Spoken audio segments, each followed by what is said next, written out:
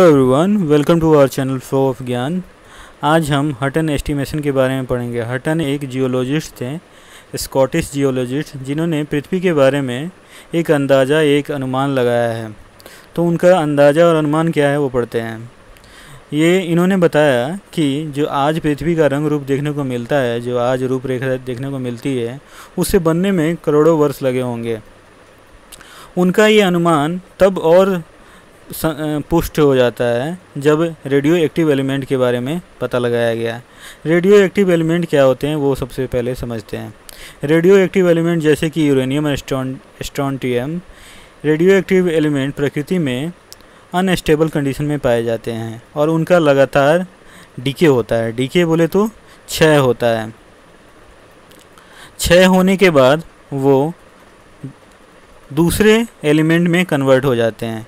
जैसे कि मैं एग्जांपल लूँ, यूरेनियम 238 डीके होके लेड में कन्वर्ट हो जाता है, लेड 206।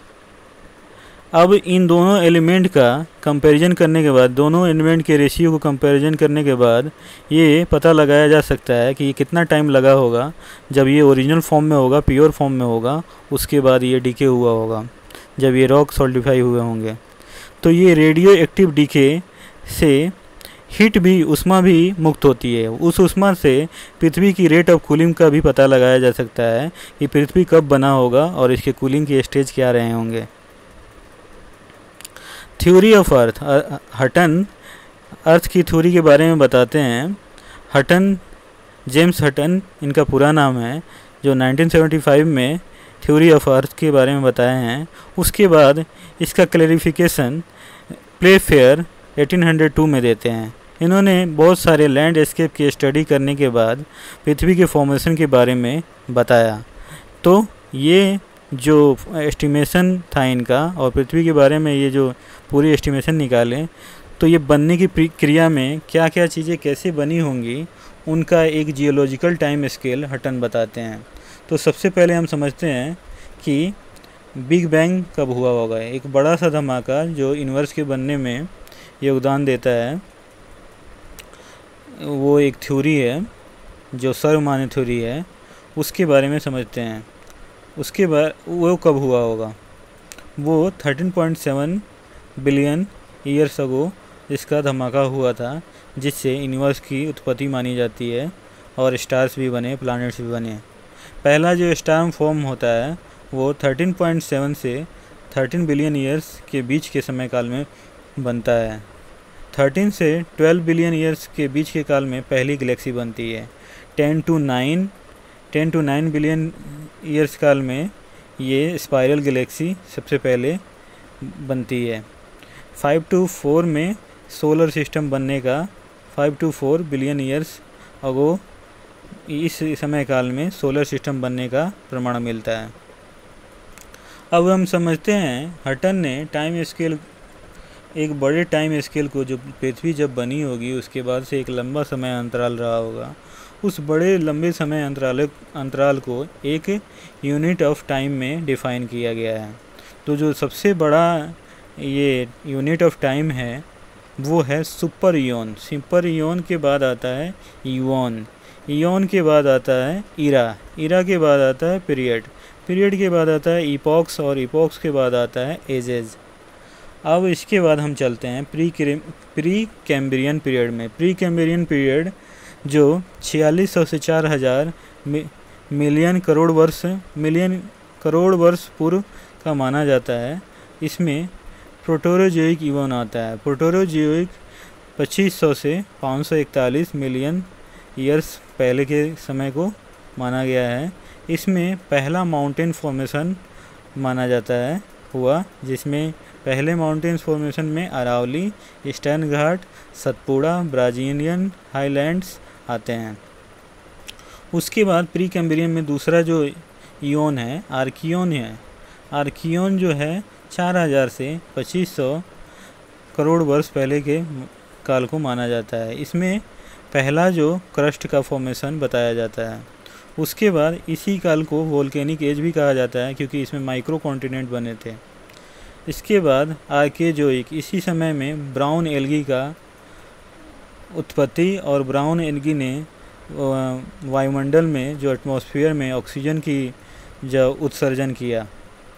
इससे वायुमंडल जो पहले जो O18 का था वो बाद में जाके ऑक्सीजन O2 फॉर्म में हुआ और यहाँ जीवन जीने लायक परिस्थितियाँ बनी।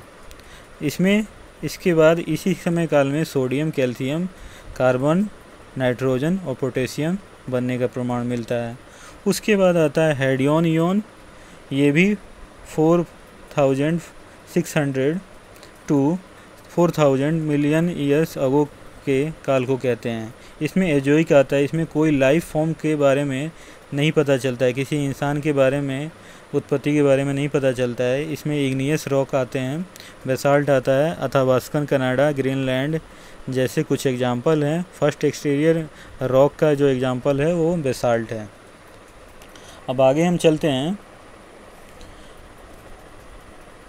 दूसरा इसमें फेनोलॉजिक इवोन्स आते हैं जो 541 मिलियन ईयर्स से प्रेजेंट के समय काल को कहा जाता है। इसमें आता है सेनोजोइक ईरा। सेनोजोइक ईरा जो 60 करोड़ वर्ष पहले की से लेकर अभी तक के समय काल को कहा जाता है, जिसमें पैलियोजीन, नियोजीन, टर्सरी युग आता है। टर्सरी युग 60 से 7 मिलियन ईयर्स अगो के पहले के समय के काल को कहा जाता है। इसमें पैलियोसीन आता है। पैलियोसीन काल में रॉकी और एंडेज माउंटेन्स का फॉर्मेशन माना जाता है। उसके बाद ईओसीन में अपलिफ्टमेंट ऑफ हिमालयज और आल्प्स का अपलिफ्टमेंट माना गया है। उसके बाद आता है ओलिगोशीन में लार्ज हिमालय की उत्पत्ति मानी गई है। उसके बाद मायोसीन में जो हिमालय में चोटियाँ बनी, पिक्स बने, वो आता है मायोसीन में। प्लायोसीन में शिवालिक रेंज बने। उसके बाद आता है मेसोजोइक ईरा। मेसोजोइक ईरा में जो 252 टू 66 मिलियन ईयर अगो के पहले के समय काल को माना जाता है। इसमें पहला आता है ट्राईएजिक 250 टू 180 मिलियन ईयर्स अगो के समय अगो। इतने समय 250 से 180 करोड़ वर्ष पहले की जो समय काल आती है, इसमें आती है ट्राईएजिक में। इसमें स्मॉल मैमल की उत्पत्ति मानी गई है, छोटे छोटे स्तनधारी जीवों का। स्तनधारी जीव बेसिकली क्या होते हैं, जो अपने बच्चे को स्तनपान कराते हैं। उसके बाद आता है Jurassic 180 to 135 million years ago समय के पहले के काल को कहा जाता है। इसमें जुरासिक एज में डायनासोर, बर्ड्स की उत्पत्ति मानी जाती है। उसके बाद क्रेटेशियस जो है 135 टू 66 मिलियन ईयर। इसमें बर्ड्स, ब्रॉड लिव, चौड़ी पत्तीदार पत्तियाँ, बर्ड्स की उत्पत्ति, डेक्कन ट्रैप, जो दक्कन का पठार का जो कोयला की वहाँ ट्रैप्स मिलते हैं, वो मानी जाती है।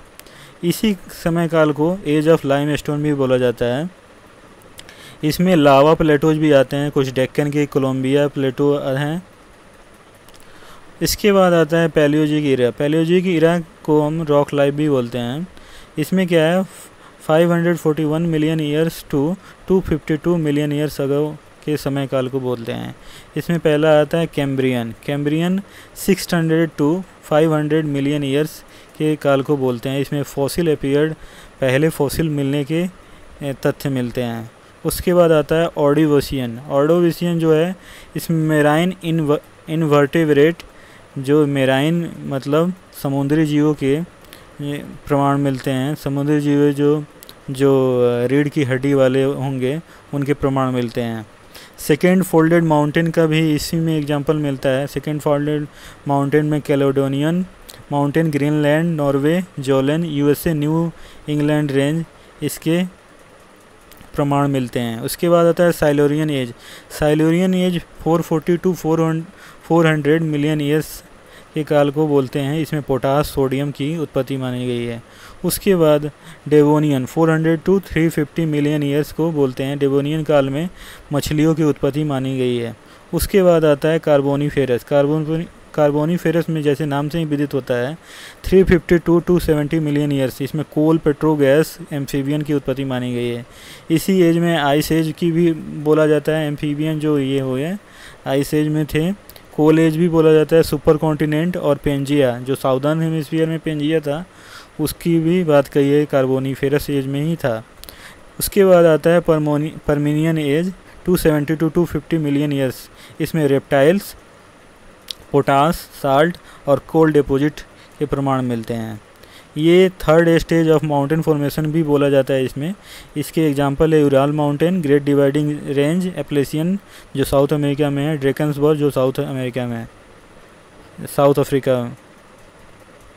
अफ्रीका में है। एप्लेसियन साउथ अमेरिका और ड्रेकन्सबर्ग साउथ अफ्रीका। तो ये रहा ये हटन का एस्टिमेशन और जियोलॉजिकल टाइम स्केल। मैं आशा करता हूँ कि ये वीडियो आप लोगों को अच्छा लगा होगा और ये ज्योग्राफी के टाइम स्केल को समझने में आसानी भी हुई होगी इससे। अगर ये वीडियो आप लोगों को अच्छा लगा हो तो सब्सक्राइब करें, लाइक करें, शेयर करें। धन्यवाद।